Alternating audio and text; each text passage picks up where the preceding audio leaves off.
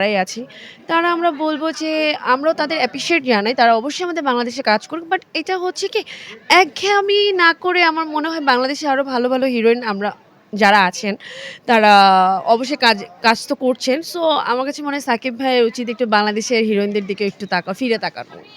রুবেল ভাই একটা ইন্টারভিউতে বলেছে, রুবেল ভাই একটা ইন্টারভিউতে উনি এসে বলছে যে শাকিব খান ইচ্ছা করলে এখন অনেক নতুনকে চান্স দিতে পারে, একজন গইরে রেখে যেতে পারে। সেই বিষয়টা আপনার কি রুবেল ভাইয়ের সাথে কি একমত আপনি?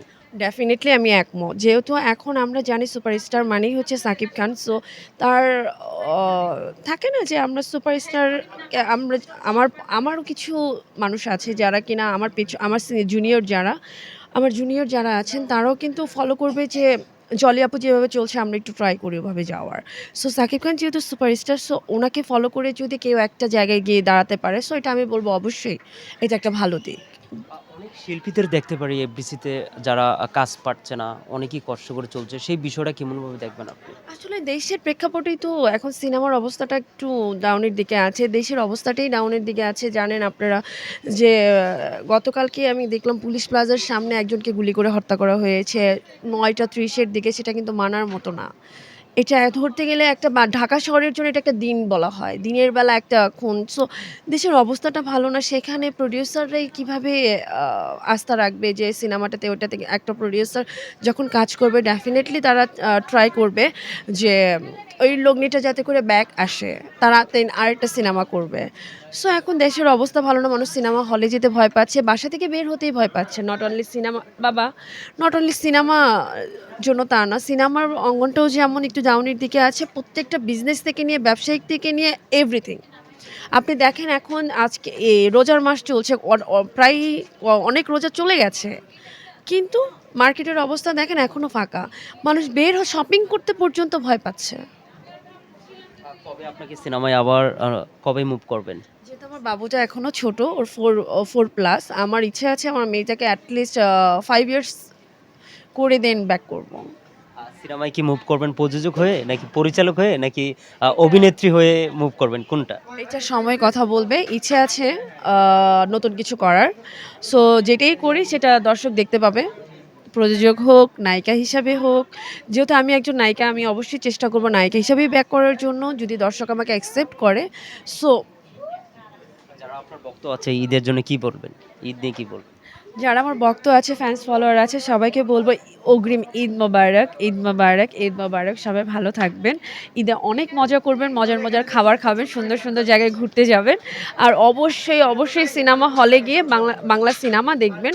কারণ আমরা বাঙালিরাই যদি বাংলা সিনেমা না দেখি তাহলে বাংলা চলচ্চিত্রের অবস্থা আরও অনেক খারাপ দিকে চলে যাবে। সো আমাদের সবারই উচিত সিনেমা অঙ্গনটাকে অনেক উপরে উঠিয়ে নিয়ে যাওয়া। Thank you. থ্যাংক এর ছাড়া আমি থাকবো কি করে বা এরা আমাকে ছাড়া হয়তোবা থাকতে পারছে না এরকম ব্যাপার একটা। কি আপু ছোটবেলা থেকে স্বপ্ন ছিল যে আপনার নায়িকা হবেন? কি হওয়ার স্বপ্ন ছিল? আমার ছোট থেকে স্বপ্ন ছিল আমি ডক্টর হব। বাট যখন ডে বাই ডে আমি বড় হই তখন আমার মধ্যে দেখতাম যে আমি টিভি দেখে ডান্স কপি করতাম। আমি মানে একটু হিরোইন টাইপ অফ হিরোইন এরকম কিছু একটা করতে আমার ভালো লাগতো। সো তখন থেকে একটা ড্রিম চলে আসে যে না আমি হিরোইন হব। ঈদের সালামি নিতে ভালো লাগে নাকি দিতে ভালো লাগে? অবশ্যই সালামি নিতে ভালো লাগে। কিন্তু এখন তো আর নেওয়ার সময় নেই। এখন অবশ্যই দিতে হয়। বাবু যেহেতু আমার মেয়ে থেকে শুরু করে আমার ভাগ্নি, আমার ভাতিজি যারা আছে, ছোট বোন সবাইকে সালামি এখন দিতে হয়। কিন্তু ২ টাই ভালো লাগে। শপিং কি শেষ? ঈদের শপিং শেষ হয়নি। ঈদের শপিং চলছে। দেখি যতটুকু করা যায়। অনেকেই একটা বিষয় কমপ্লেইন দিচ্ছে যে শাকিব খান বাইরের আর্টিস্ট নিয়ে কাজ করছে। বাংলাদেশে কোনো আর্টিস্ট নিচ্ছে না। কেন? আমরা বাংলাদেশে অনেক আর্টিস্ট আছে বসে আছে। সেই বিষয়টা কেমন দেখবেন? অনেকেই অভিযোগ দিচ্ছে। সেই বিষয়টা কেমনভাবে দেখবেন? একটা আর্টিস্টকে একটা নায়কও নিতে পারে নাকি প্রযোজক পরিচালকটা নেয়? সেই বিষয়টা কেমনভাবে দেখবেন? অবশ্যই এটা একটা আমার কাছে কেন জানি মনে একটা সেন্টিকেট ব্যাপারটা চলে এসেছে। হিরোরা এখন হিরোইন সিলেক্ট করছে, ডিরেক্টররাও সিলেক্ট করছে। বাট আমার কাছে মনে হয় যে আমাদের বাংলাদেশের হিরোইন যারা আছেন তাদেরও অবশ্যই তাদের একটা জায়গা আছেন। তাদের নিয়েও কাজ করা উচিত। আ কলকাতা দেশের বাইরের বাংলাদেশের বাইরের নায়ক হিরোইনদের নিয়ে কাজ করছে সেটা আমরা অবশ্যই অ্যাপ্রিশিয়েট জানাই।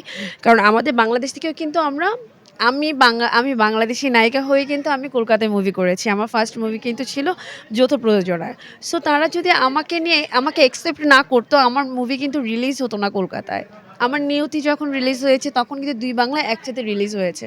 তখন কিন্তু তারা আমাকে অ্যাকসেপ্ট করেছে বলেই কিন্তু যে আমি ওই ওপার বাংলার নায়িকাও। যে আমাকে ওপার বাংলাও ১০ জন চেনে। আমাকে ৫০ জন চিনতিছে ওপার বাংলায়।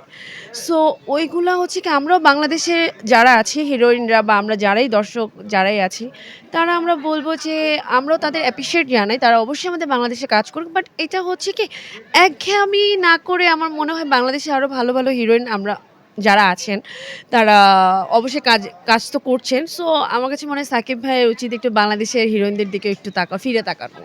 আর রুবেল ভাই একটা ইন্টারভিউতে বলেছে